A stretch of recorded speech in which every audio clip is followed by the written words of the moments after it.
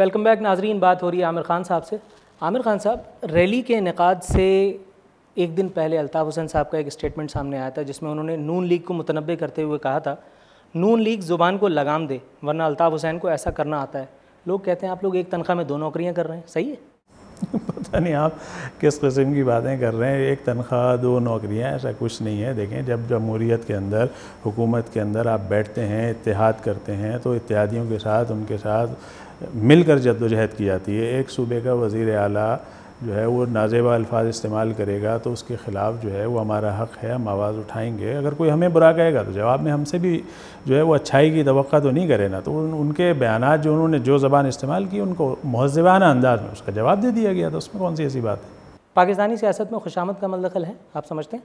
मुत्तहिदा कौमी मूवमेंट किसी की खुशामद नहीं करती, होगा, लोग करते होंगे। रहमान मलिक साहब को PhD की डिग्री क्यों दी गई थी? ऐसा क्या तीर चला? जामिया कराची से पूछी जाएगी इसका मुत्तहिदा जामिया कराची के चांसलर कौन है? पीरज़ादा कासिम। उससे हम मुत्तहिदा कौमी मूवमेंट के क्या ताल्लुक़? नहीं, वो चांसलर गवर्नर साहब हैं, लेकिन इसका फैसला जो है वो जामिया कराची के वाइस चांसलर। मुझे नहीं पता, मैं आपसे तस्दीक चाह रहा हूँ। लोग कह रहे हैं कि मुत्तहिदा ने रहमान मलिक साहब को खुश करने के लिए और ये डिग्री एजाज़ी इसका फैसला आम तौर पर जामिया कराची के जो वाइस चांसलर और दीगर वहाँ के जो ज़िम्मेदारान होते हैं वो करते हैं। उन्होंने फ़ैसला किया था, गवर्नर साहब ने उसको अप्रूव कर दिया। आपके ख़्याल में अगर गवर्नर साहब बहैसियत चांसलर या बहैसियत इस सूबे के गवर्नर इसको रद्द करते तो क्या ऐसा किया नहीं जा सकता? क्या ज़रूरत थी? अगर मैं आपको बता देता हूँ ज़रूरत क्या थी। रहमान मलिक साहब के इसी सूबे में होते हुए, इसी मुल्क में होते हुए 100 लाशें कराची में एक दिन में गिरी हैं। यही रहमान मलिक साहब थे, आते थे, एक लॉलीपॉप देते थे और चले जाते थे। उस रहमान मलिक के लिए इतने बड़े एजाज़ का ऐलान करना समझ से बालातर है। आप मुझे कोई एक लॉजिक दे दीजिए, मैं मान जाऊंगा कि ये जस्टिफाइड है। देखें, रहमान मलिक साहब हमेशा मामलात को ठंडा करने का किरदार अदा करते हैं। उनको तो वज़ीर सुलह सफ़ाई भी कहा जाता है, इसीलिए ना। आप कुछ भी कह लें, कोई भी आदमी अगर ऐसा किरदार अदा करेगा तो उसके लिए तरह तरह की बातें होंगी। तो वो शख्स जो इस सूबे में, इस शहर में आग लगती है उसको ठंडा करने की कोशिश करता है, तो मेरे ख़्याल में। लेकिन सर, फिर उसको तो फायर ब्रिगेड का इंचार्ज होना चाहिए था ना, उसे इंटीरियर मिनिस्टर तो नहीं बनाना चाहिए था? नहीं, कि वो पानी ला करके आग लगने से मुराद ये नहीं है कि वो पानी लाकर आग के ऊपर डालता है। वो अपने कैरेक्टर से, अपने इख्तियारात से उन नफ़रतों को कम करने की कोशिश करता है। उन जो शहर में अमन ओमान की सूरत हाल ख़राब होती है उसको बेहतर करने की कोशिश करता है। तो हमें उसके इस किरदार को सराहना चाहिए। ठीक है, हमें उसके इस किरदार को बिल्कुल सराहना चाहिए। लेकिन अगर इन्वर्टेड कॉमास MQM को किसी दिन गलती से इक़्तिदार आला हासिल हो जाए, MQM क्या डिलीवर करेगी? क्या उम्मीदें लगाई जा सकती हैं? एक तो ये जो आपने इन्वर्टेड कॉमास लगाए ना, आप इनको तो हटा दीजिए। ठीक, मिलेगा इक़्तिदार, और पूरे मुल्क का इक़्तिदार अगर मुत्तहिदा कौमी मूवमेंट को हासिल होगा तो हम वही किरदार अदा करेंगे जो हमें सिटी नाज़िम के दौर में कराची और हैदराबाद में इख्तियार मिला था। और हमने कराची और हैदराबाद के नक्शे को तब्दील किया है। हमने यहाँ पर सड़कें बनाई हैं, हमने यहाँ पर हॉस्पिटल्स बनाए हैं, हमने आवाम के मसाइल हल किए हैं। जहाँ पर मैं अपनी बात मुकम्मल करने दें। नहीं, मैं इसको मुकम्मल करूँगा कि 400 साल से जिन इलाक़ों में पानी नहीं गया था, मुत्तहिदा कौमी मूवमेंट ने बिट आइलैंड, लियारी के उन इलाक़ों में जहाँ 400 साल से पानी नहीं गया था वहाँ पर पानी पहुँचाया है। वो इलाक़े मुत्तहिदा कौमी मूवमेंट के नहीं हैं। वहाँ के जो वोटर्स हैं वो मुत्तहिदा कौमी मूवमेंट को वोट नहीं देते, लेकिन हमने अवामी खिदमत की है।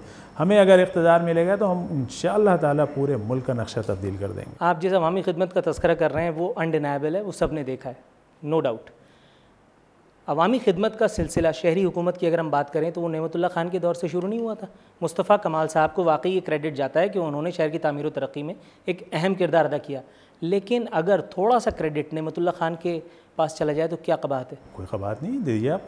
नहीं, मैं नहीं, आप बताइए, ऐसा हुआ है? आप दीजिए ना, हमने कब मना किया है? नहीं, लेकिन मुत्तहिदा कौमी मूवमेंट से जब बात की जाती है तो वो ये कहते हैं कि उन्होंने मासिवाए तख्तियाँ लगाने के और कोई काम नहीं किया।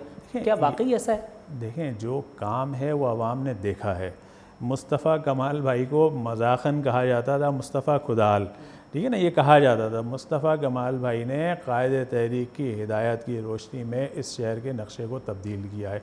जो हकीकत है उसको आप डिनाई नहीं कर सकते।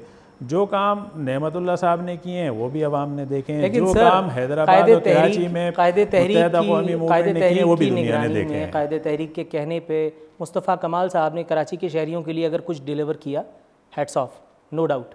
लेकिन अगर नेमतुल्लाह खान ने वही काम किया और वो कायदे तहरीक के कहने पर नहीं किया, अल्ताफ़ हुसैन साहब के कहने पर नहीं किया, तो क्या हम उससे सरफ़ नज़र कर सकते हैं? मेरा सवाल ये है। बताए ना क्या किया, क्या नेमतुल्लाह साहब ने कुछ नहीं किया। बता दें ना।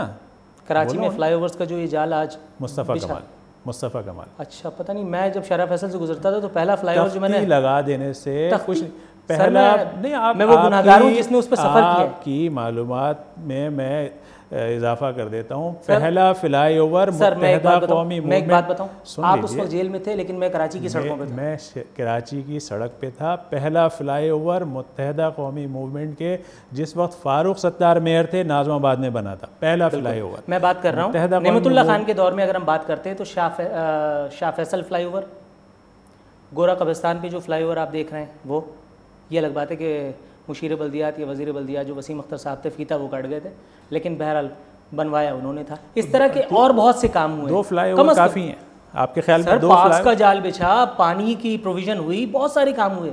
मैं तो सिर्फ ये चाह रहा हूँ कि आप एक पाकिस्तानी सियासत में एक अच्छी शुरुआत कीजिए, आप सराह दीजिए। मैं आपकी पहले ही मैंने सराह दिया ना, मैं तो उनको कह रहा हूँ उन्होंने जो भी अच्छे काम किए, मुत्तहिदा कौमी मूवमेंट उसको सराहती है, अच्छी बात है, नेक इंसान है, अच्छे इंसान है, ईमानदार हैं, हम तो तारीफ़ करते हैं उनके इस किरदार की। गुड। अच्छा, आप मुझे ये फरमाइए, शहरी हुकूमत ने पब्लिक को रिलीफ दिया, ये भी आप मान चुके हैं, लेकिन मुत्तहिदा कौमी मूवमेंट सरतोड़ कोशिशें करने के बाद भी बल्दियाती इंतखाबात का सिलसिला वो जो है वो दोबारा रिवाइव नहीं करवा पाई। आवाम को जिससे रिलीफ मिला, मुत्तहिदा उस सिलसिले को मुनक़ता हुए हुए ज़माना हो चुका, मगर मुत्तहिदा प्रैक्टिकली कुछ नहीं कर सकी। आप थोड़ा सा रेजिस्ट करते हैं, पीपल्स पार्टी कोई नई लॉलीपॉप दे देती है और उसके बाद हम फिर खामोशी देखते हैं। अब फिर कमिश्नरी निज़ाम का बोलबाला है। नहीं, नई लॉलीपॉप नहीं देती। मैं इस सिलसिले में ये अर्ज़ करूँगा कि ये थोड़ी सी पाकिस्तान की बदकिस्मती रही है कि पाकिस्तान के वजूद में आने के बाद से अब तक जब भी बल्दियाती इलेक्शन हुए हैं, ये बदकिस्मती की बात है कि वो आमराना दौर में हुए हैं। कोई भी पॉलिटिकल गवर्नमेंट ने बल्दियाती इलेक्शन नहीं कराए, तो ये एक बुरी बात है। हम इसी हवाले से पीपल्स पार्टी से भी मुतालबा करते हैं और मुत्तहिदा कौमी मूवमेंट इस सिलसिले में आवाज़ भी उठाती रही है कि बल्दियाती इलेक्शन कराए जाएँ। और लेकिन उस आवाज़ की सुनवाई कहाँ हुई? नहीं हो रही। तो हम तो कोशिश कर रहे हैं ना, आवाज़ उठा रहे हैं, अब नहीं वो करा रहे। इसका सवाल, इस सवाल का जवाब आप उनसे लेंगे वो क्यों नहीं कर रहे। हम तो आवाज़ उठा रहे हैं ना। देखिए लोगों के नहीं कोई नाकामी नहीं है। इस तरह तो आप कोई भी हम काम आवाज़ उठाएं और उसको कोई ना माने तो आप उसको नाकामी के उसमें पलड़े में डाल दें, ऐसा नहीं होता। सियासत में जद्दोजहद की जाती है, अपनी बात को मनवाने के लिए जो है वो मज़ाकरात किए जाते हैं, कहीं मान ली जाती है, कहीं नहीं मानी जाती है। इसको नाकामी नहीं कहा जाता। जद्दोजहद का ये प्रोसेस है, ये एक अमल है, ये जारी और सारी रहता है, ये जारी रहेगा, उसमें कौन सी नाकामी की बात है। ठीक है नाज़रीन, यहाँ वक्त हुआ एक ब्रेक का, ब्रेक के बाद मिलते हैं।